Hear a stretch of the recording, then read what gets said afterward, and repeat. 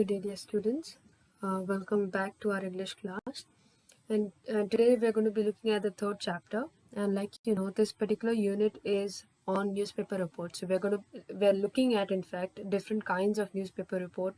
We looked at the first one, which was about the mining accident. The second one was about the budget session, which is very political in nature. And this one is a very different one. Now, I'm sure that you know what it means to have a letter to an editor. You must have seen it in the newspapers where there is this column where a reader has written about something, which everyone faces, okay? And even in school, you must have written letters to the editor for your English papers, right?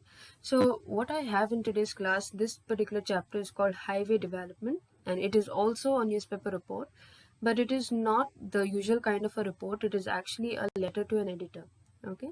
So before we go into what the writer has said about a certain issue, I want you to have a look at this particular picture, right?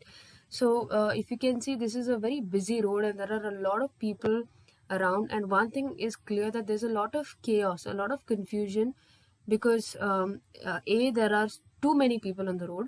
Okay, there shouldn't be people on the road, but there are people walking here. So that is one thing that is causing the confusion. Secondly, there are animals on the road. If you can see the cow here, there is another cow here. Again, that is causing a kind of an obstacle on the road. Then there are two-wheelers here, again, which probably make it even more difficult for other vehicles, especially bigger ones, to be able to, because the road seems like a very small one. So that could be adding to the confusion on the road. And if you look around here, you can see people sitting down here. Somebody's reading the newspaper, somebody else is sitting down here. So this looks like a residential area as well. There are houses around here, there are shops around here, there are it's just a very busy street, and if buses are moving and cars are moving, and it seems like a main road as well. Okay, so we need to have this kind of a picture in order to understand why the writer has said a few things, or why he has put up a few ideas in his report.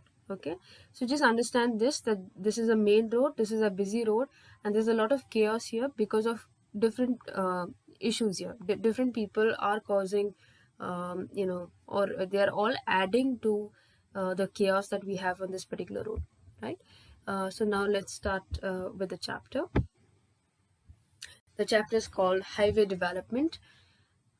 It starts the first paragraph. You have the writer saying, "So, India is much behind countries such as Indonesia or Thailand in the development of highways and accident prevention."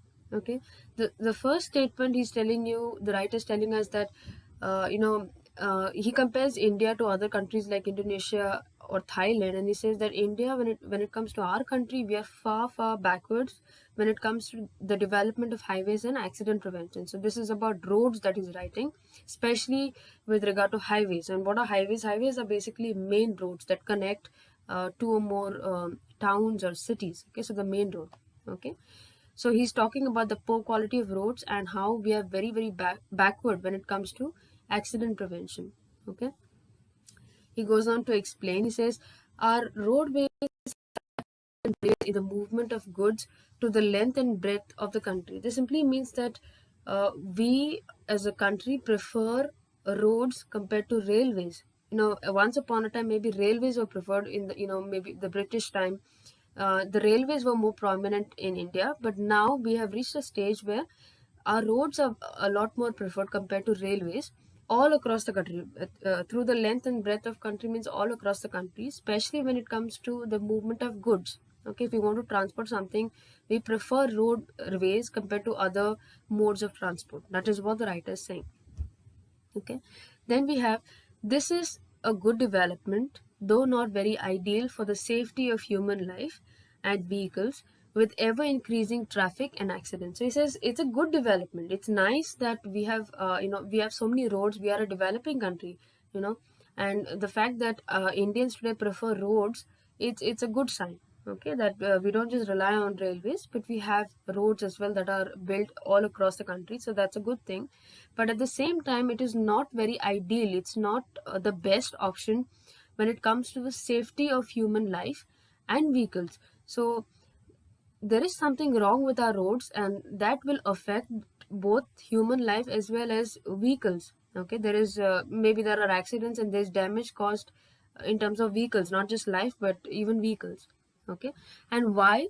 Because of the ever increasing traffic and accidents. So the roads, we have roads, yes, but there is something wrong about the way we are going about building our roads. Okay, and that has resulted in an increase in traffic and accidents. So he says, although India today prefers using roadways as a mode of transportation or movement, our roads are not safe and there is a lot of traffic on our roads. There are two things that he says.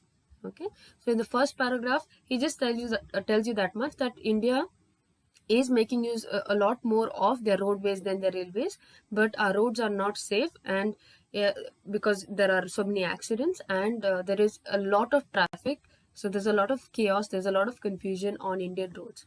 Then he goes on to explain. He says, unless roads develop along highways and are cordoned off, cyclists, two-wheelers, tractors, stray cattle, bullock carts, human walking along, etc., cannot be regulated.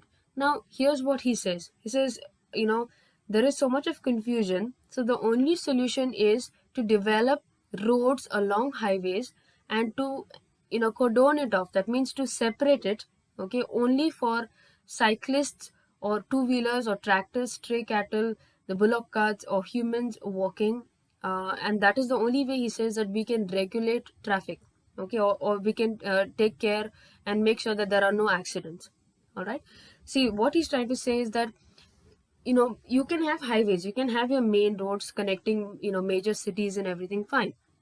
But along with that, you have to have separate roads to connect, or separate roads, so that other, slow moving vehicles like two-wheelers or tractors or even bullock carts or even people walking, they should be a separate road for them. Okay, you can't have one road for the main vehicles or the vehicles that move very fast or the vehicles that move along long distances. You can't have the same road for them and the same road for other people who move a little slower. Okay, so he says, according to him, that is the solution, that along the highways there should be separate roads only for the internal traffic or slow moving vehicles. Fast moving vehicles, there should be a separate road, that is the highway. Okay, he says, besides that, so besides having two different roads, the highways for the fast moving vehicles and a separate road for cyclists and slow moving vehicles, he says, could cycles have reflectors and cyclists wear bright colored reflecting badges? Okay, so he says, if that is not an option, then can we have cycles with reflectors? If you have ever been on a cycle, a reflector would be something that the red color button that you see at the back of your cycle, it's usually on the the cover over the tire that you have. Okay, it's not really a light as such, but it looks like a light, especially if you're in the dark, if you're cycling in the dark and someone puts flashes light on your cycle, you will be able to see the red color. It looks like a light, like I said, but it is actually a reflector. And what happens is that since a cycle does not have lights, these reflectors act as some source of warning that there is a cycle here. Okay, and it just that it acts like a light, although it's not a light. It's actually only a sticker that is put in that particular spot, right? So he says, could cycles have reflectors and cyclists wear bright colored reflecting badges? Okay, so he says the cycle should have a reflector. Okay, so that especially in the dark, if someone is going on a road and there is a cycle in front of them, they know that there is a very slow moving vehicle and a person on that vehicle, in fact not a vehicle, on the cycle, okay, right in front of them. Okay, so he says cycles must have reflectors and cyclists should wear bright colored reflecting badges. So this could mean either some kind of a clothing or some kind of a he says a badge here. It is a very broad language that he has used here, but he's just saying again, there should be some kind of indication, especially in the dark, okay, that there is someone here who is on some kind of a cycle, okay, but and that cycle and the rider obviously are moving very slowly. Okay, Again, we are talking about a very old newspaper report here. So please understand that we are talking about a time when there were probably no good enough street lights. If at all there were street lights, they were probably not good enough and they were not found in all areas. Okay. So and there were many people on cycles. It's not like today where you hardly find cyclists. You know, so he's talking about a time when many people used to use a cycle. Not everyone could afford a car or a bike. Many people would use a cycle as well. So there were too many cyclists on the road. So you can imagine the tension. Okay? So he says cyclists, especially the cycle as well as the cyclist must have some kind of an indication, some kind of reflectors to show that they are moving very slowly, because obviously a cycle cannot compete with a bike or a car, right? Then he says, besides cycles, could two-wheeler riders too have similar outfits? Because we know that a two-wheeler will move even slower than a car. Okay, so he says even two-wheelers should be able to have some kind of an indication, some kind of an outfit where, especially in the dark, if you're, if you're coming fast with your car, you looking at the color, you know that, okay, there is something here, either a cyclist or a two-wheeler, but they are basically slow moving vehicles, so I need to slow down my car. Okay, something like that. Now I would want you to pay attention to the word could. He doesn't say should, he says could. So he's just kind of asking, is it possible to have something like this? Can we have a system like this where we identify these slow moving vehicles with the help of some kind of reflectors or some kind of badges? Okay, it is just a suggestion. It's He's not trying to force it down. Okay, moving on, he says there is the bullock carts should certainly have reflectors. Now here the language changes a bit. He says the bullock carts. Okay, again we are talking about a time when bullock carts would be on the road, right? You don't see it today, but again we are. I told you this newspaper report was written a long time ago. Okay, so he says the bullock carts should certainly have reflectors. So he says, I'm not too sure about cyclists and two-wheelers. They may or may not have. Let's see how it works. But when it comes to bullock carts, as a person, I feel they should certainly have those reflectors, those, the shining stickers put on their cart, so that everybody, especially in the dark, reflectors are only important for us in the dark. Okay, so especially in the dark when there is no street light, uh, a vehicle, a car coming from the back or a truck coming from the back with great speed is warned well in advance that there is a slow moving vehicle, which is a tractor or a cycle or a two-wheeler in front of them. Okay, now it says here the tractors are no less a menace, competing with speed breakers, and should sport reflectors and bright indicators or signs for a slow moving vehicle. So the writer here seems to have a problem with cyclists. He has a problem with two-wheelers. Okay, he has a problem with bullock carts, and he also has a problem with tractors. And we all know and we can agree with the writer here when he says that these are all slow moving vehicles. Okay, so he says very clearly here that the tractors are no less a menace, competing with speed breakers, okay, and should sport reflectors and bright indicators or signs for a slow moving vehicle. When he says that tractors are no less a menace, menace simply means a kind of a nuisance, or even a kind of a threat. Competing with speed breakers, just like speed breakers are there to cut down your speed. Okay, in the same way tractors are suddenly there, and when you see a tractor, you know that you have to slow down your car.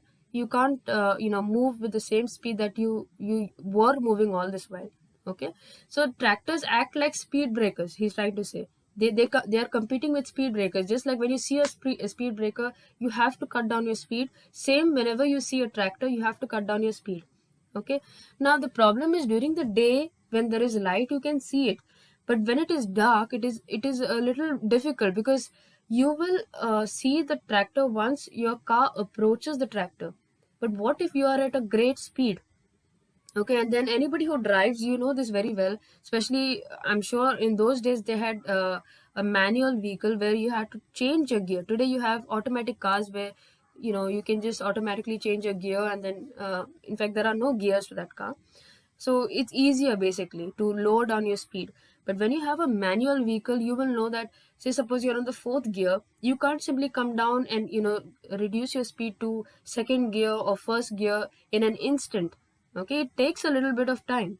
Okay, so he's trying to tell you that it is a little difficult for someone who's coming at a great speed, especially when they cannot see anything. All of a sudden, if they see a tractor or any other slow moving vehicle, for that fast vehicle, it is very difficult to stop or very difficult to slow down all of a sudden. Okay, so he's saying that they need to have some kind of reflectors, some kind of batches, some kind of coloring that is used, which can reflect, especially at night, okay, from a distance. Okay, so that they are warned in advance. That is, the fast moving car is warned in advance that ahead, slightly ahead at least, there is a slow moving vehicle. So well in advance that the car can slow down. Okay, and that is how they will prevent accidents. Okay, reflectors, I'll make it very clear to you, are only useful in the dark. Okay, then is when there, especially when there is no street light, that is when reflectors are used. Okay, so his suggestion is that all the slow moving vehicles, that is the cyclists, the bullock carts, the two-wheelers, and even tractors, because tractors also are very slow, should all have some indicators of slow moving vehicles. Okay, so that's all he's saying. They should sport reflectors and bright indicators or signs for a slow moving vehicle. That is all that he mentions here. Then the next problem that he talks about, he says stray cattle should be rounded up and auctioned by the police periodically, so that over a period of a couple of months, cattle owners will understand the seriousness of the problem. So he says, besides these slow moving vehicles, we have another problem. And if you remember the picture that we saw at the start of our class, you will see that there were cows sitting down in the middle of the road, and we have that problem even today. Okay, this is many years down the line that we are looking at these reports, but we all know that we have this problem even till today, where we see stray cattle in the middle of the road and you can't do anything. A lot of times they block the traffic completely.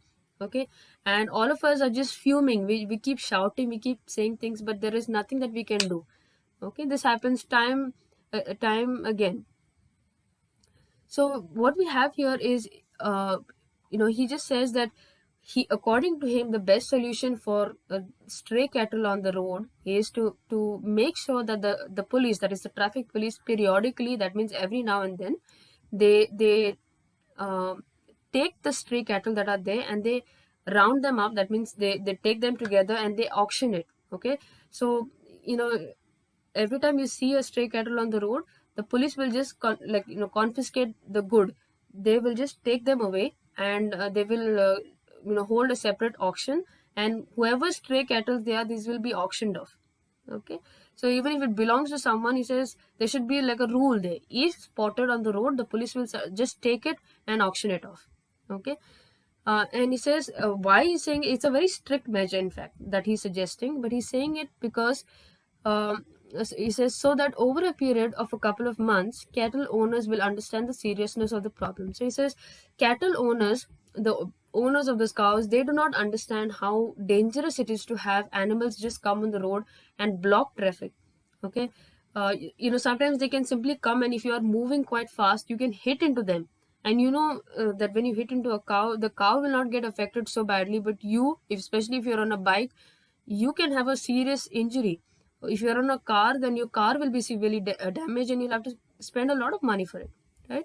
So having cattle on the road is a big threat. It's a nuisance, and it is a threat to people on the road, right? So he says it's a serious problem, and cattle owners will only understand it once cattle that is on the road, that are stray cattle that are on the road, are rounded up and auctioned by the police.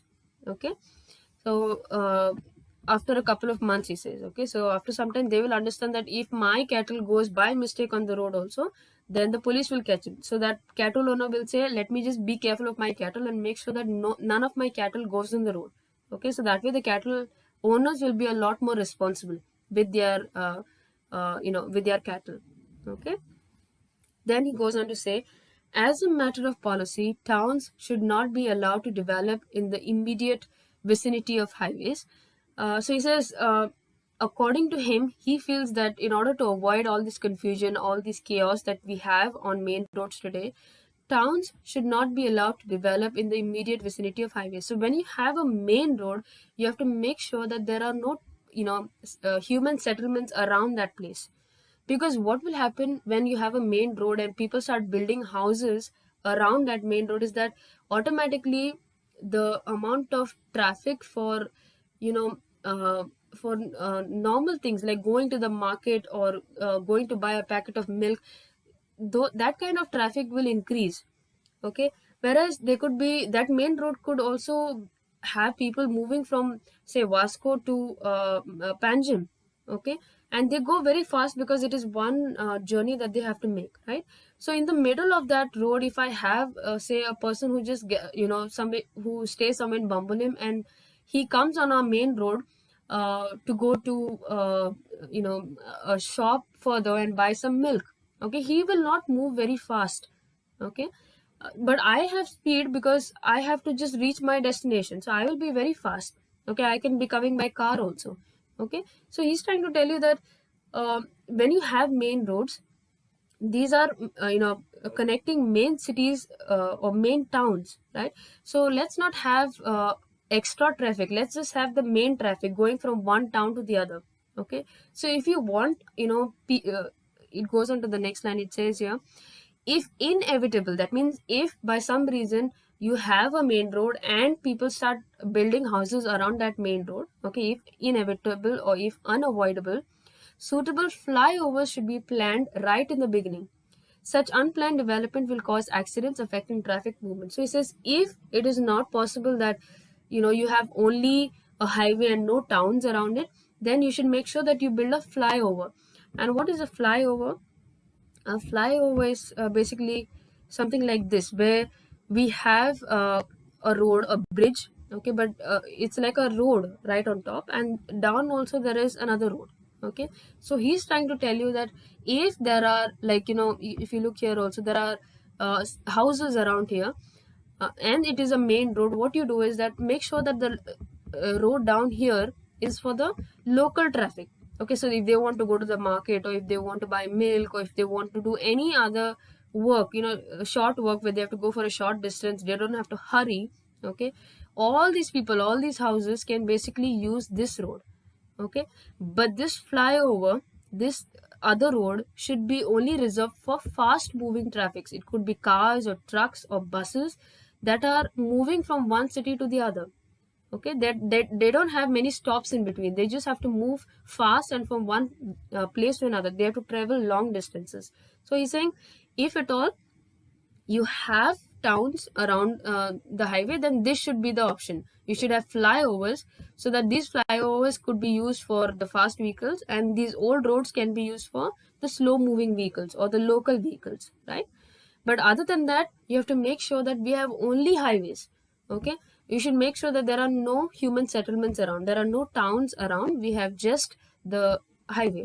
Okay, so I'll just go through the last paragraph again. He says, as a matter of policy, towns should not be allowed to develop in the immediate vicinity of highways. They should not be allowed to develop very close to highways, okay, near to highways. Okay, like in the picture that we saw, that was a main road, but towards the right you could see that there are houses. He says that should not be the case, because that is when the confusion starts, right? But if unavoidable or if inevitable, flyover should be built like we just saw in the picture. So that way what will happen, we will have separate road for the fast moving vehicles moving from one town to the other, not stopping in between. They can go very fast. Okay, so separate road for those, and separate roads for the local vehicles, people living in that area around that particular highway. Okay, but they are going to short places, maybe to the market or any other places, and they don't move very fast. It can be cycles, it can be two-wheelers, all these slow moving vehicles can use the second road, but the highway should be used only for the fast moving and big vehicles. All right, he says, so this is his solution. So he says, at the end of it, such unplanned development will cause accidents affecting traffic movement. So I think his suggestion was taken because there are today many flyovers, especially in big cities.